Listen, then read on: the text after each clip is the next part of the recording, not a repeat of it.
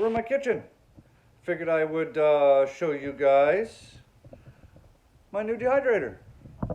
I do a lot of dehydrating here. It's a great way to put products away from the garden, long-term storage sort of thing. I dehydrate it, put it in either pints or quart jars, depending on the size and the volume. So normally I run 2 dehydrators all fall as I'm pulling everything out of the garden. I still have all kinds of totes of food literally sitting right over there on the kitchen floor. But today I'm going to show you guys how to make a super vitamin packed powder from 3 ingredients that I grow in my garden. All right, I'll show you what we got. All right, so we have dwarf curly kale. We have rhubarb, Swiss chard. It looks a little funny because I washed everything last night. I got a great big bowl of it sitting there. And I put it in my fridge. And I think somehow the temperature got turned up in my fridge. Look at it. I got ice on my Swiss chard.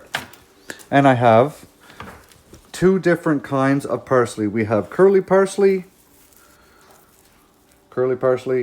and flat leaf parsley, which is also partially frozen. Well, I guess that means it stayed nice and fresh. And we have a huge bowl of this stuff, guys. Okay, we have a massive bowl. So I'm going to read you guys what's in here. So in the Swiss chard, it's high in vitamin B6, vitamin C, iron, calcium, and magnesium. That's the Swiss chard. In the kale, it's high in antioxidants, vitamin C, really high in vitamin K, and it's got lots of calcium in it. And then parsley is high in potassium, vitamin C, iron, magnesium, calcium, and B6. So what we're going to do is I'm going to chop all this stuff up, everything in the bowl, and we're going to load them on the trays. So these are the new trays that the Cabela's dehydrator comes with. They're nice. It's a harder plastic, but it's not the like the crackable type of plastic that my round dehydrators came with. Now the only drawback to this is, like, look at the size of the holes. Right? Like I can stick the tip of my finger through there. And I dehydrated a bunch of peppers. And a bunch of the peppers, as they dehydrated, end up actually falling through here. So that's a bit of a drawback. It just means I'm going to have to put things in larger pieces. But I like the trays. And they're nice. They're easy to wash in the sink. And there's 10 of them. So I can do a lot more in this dehydrator than I can with those round ones that I have. And then I like this too. It has a drip tray for the bottom in case you're doing, I don't know, something wet. But this was handy because, like I said, when the peppers were falling through here, they just landed in here, and this is washed anyway, so I just picked all the peppers off of that. And the dehydrator, yeah, still in my work clothes. Look at that. That's how hard I work for you guys. I haven't even stopped yet today. I worked 11 hours today, and here I am in the kitchen filming YouTube videos. So, like I said, it's the 10 tray. It's nice. It's got the on-off switch, all the temperature settings. So you can do everything from on a low, oh, wrong way.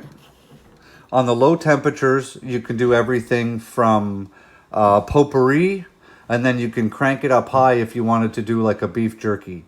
I generally run the dehydrator at roughly about 135 degrees. Okay, that's where I do almost all of my dehydrating. And it's great. It has a see-through window, right? The window's actually see-through. See my fingers? So that's nice. You don't even have to open it. And let's drop this tripod down, give you guys a better look inside. And compared to the round circular dehydrators, the nice thing about this one is you don't have to rotate trays because the heating element and the fan is in the back. So it blows heat across all the trays this way. Pa-pow! Right? Instead, with the round circular dehydrators, you constantly have to rotate trays top to bottom, top to bottom. So this is nice. And then the tray literally just sits right in the bottom. Easy peasy. So you can just take it out, clean it when you're done, throw it back in. So what we're gonna do is we're gonna chop up that stuff. We're gonna start loading trays, and we're gonna load this thing. And I don't know if we're gonna be able to get it all in here, but we're gonna give it a good team effort. So I'm going to leave the stems on the parsley. I'm going to leave the stems on the Swiss chard, but I am going to cut the stems off the kale because they don't dry out very well and they are hard to blend up when you're done. So it's pretty easy. All you have to do with your kale is just run your knife right down this side, run your knife right down that side, and then just get rid of your whole stem. So I'm gonna chop all that stuff up and we'll start loading trays.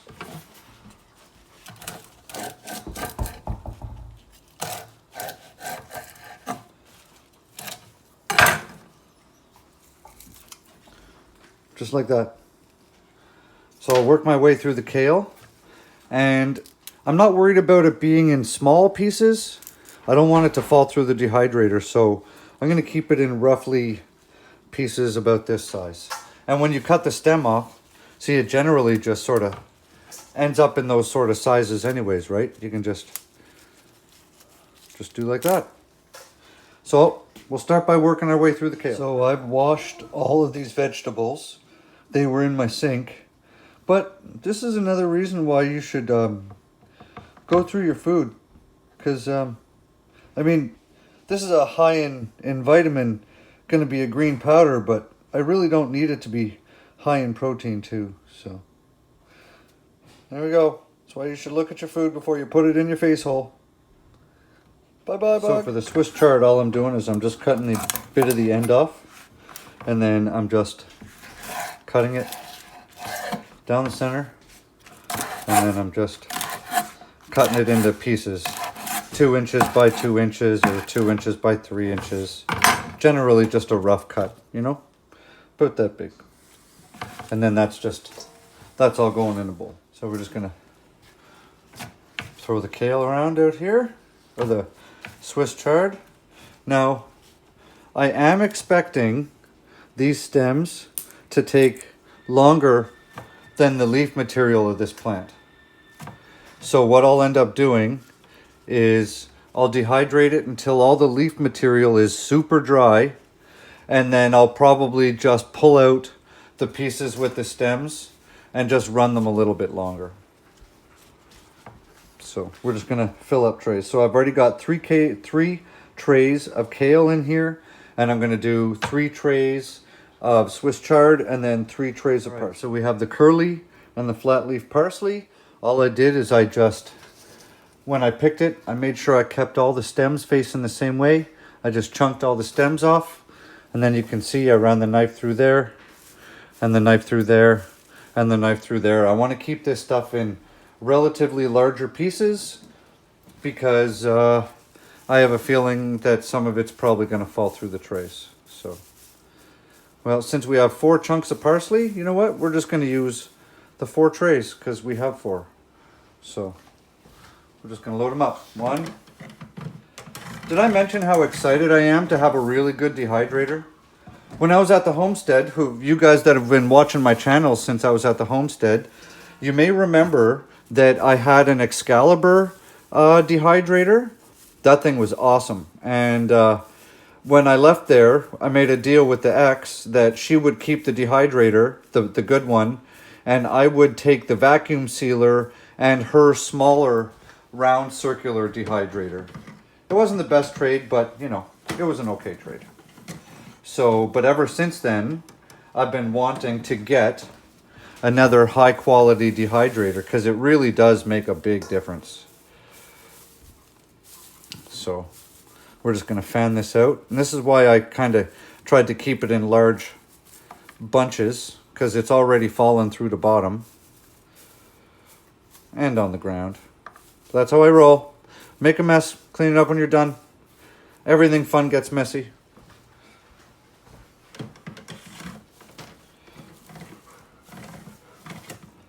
And one more tray and some scraps.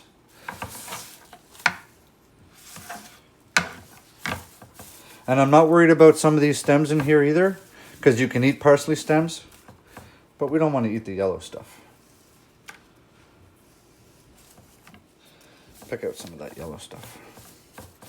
So there we go. We're just going to fire this in.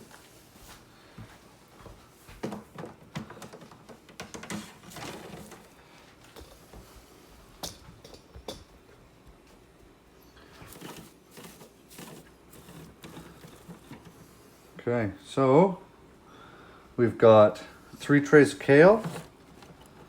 We have 3 trays of Swiss chard. And then we have 4 trays of parsley.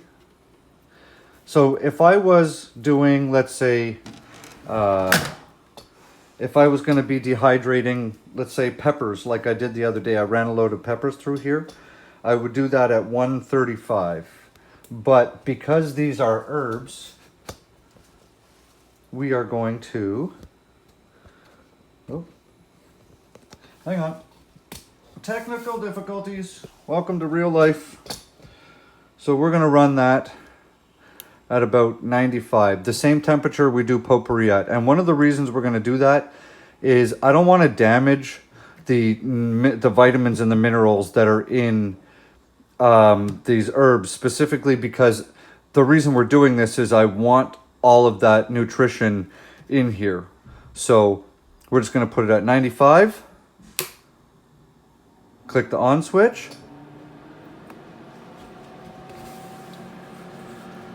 And we're just going to let her rip. So it is now 9 o'clock on Wednesday, and I will check on this in the morning. That's not even square. What's going on with my tripod? My tripod's crooked. All right, I'll have to hold it for a second. Anyways, so we're going to let this run until the morning, and I'll check on it then. And if it's not done, I'm just going to let it run right through tomorrow's work shift, and then I'll check on it after that. Well, it took about 24 hours to get everything done. I also remember I had it on a low temperature, and I had just washed it. So you can hear everything is pretty crispy. Right? So now what I'm going to do, so like I said, we have 4 trays of parsley. We have 3 trays of Swiss chard. And we have 3 trays of kale. So what I'm going to do is, I don't know, are these ready? What do you think? Oh, sorry, kicked the tripod, my bad. What do you think? Okay. So these are dry enough. So we're going to, I've got my blender.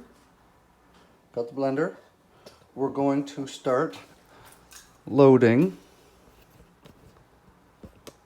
Yeah, there we go. We're going to start putting the parsley in the blender. And we're going to blend the hell out of it. And I've got a quart jar ready to go. I have my canning funnel on the quart jar just because that's going to make it a lot easier.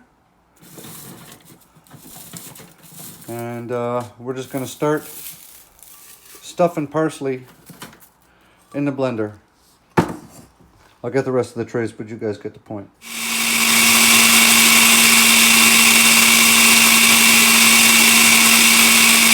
So that's all there out of 4 trays of parsley. That's what we got, maybe 3/4 of an inch.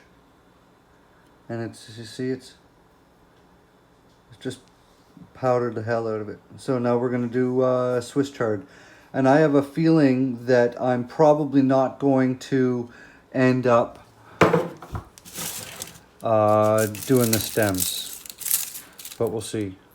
No, see? They're not ready.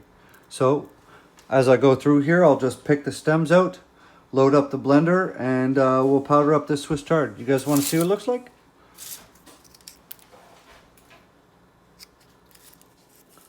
still maintained its purple color. It's nice and crispy, right? So let's run that through the blender. We got the Swiss chard done. And it's kind of like a, almost a brown color. All right.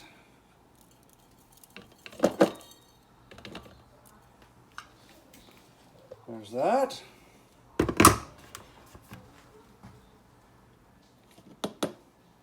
If you guys can see that. See, it's kind of a purplish brown color.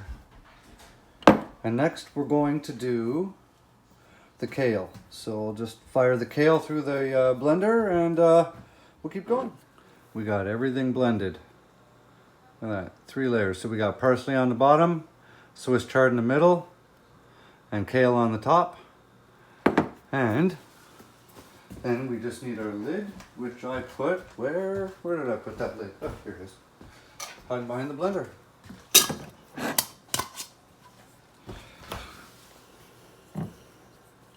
And we'll just give it a little toss.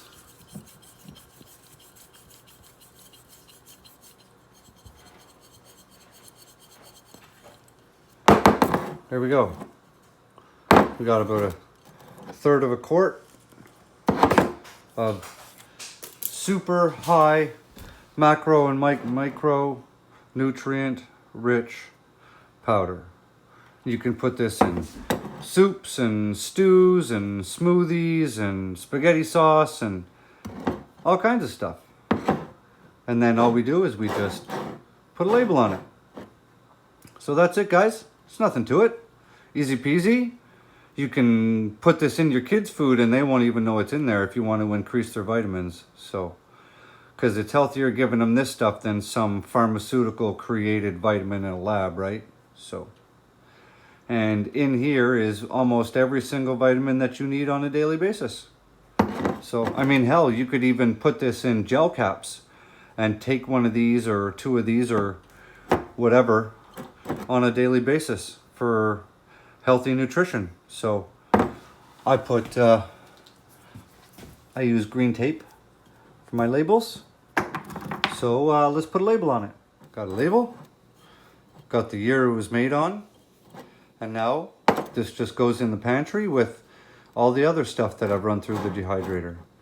And at the moment I have red jalapenos and paprika peppers outside on my homemade smoker. If you guys want to see how I made a super easy smoker any of you can make, I'll put the link to that down in the description so you guys can watch that video if you're interested. It's super easy. And I'm gonna turn the smoked red jalapenos into chipotle powder, and the the paprika I'm going to turn into paprika powder to cook with. So that's going outside, and that should be done any minute, and then that's going to go into the dehydrator. So this thing's been running almost non-stop since I got it. Hope you guys liked the video. If you got some worth out of the video, I'd appreciate it if you hit that subscribe button, share this out, and give me a thumbs up, leave me a comment. Okay guys, have an awesome day. See ya. And remember, grow good food, but not just good food. Grow superfood. See ya.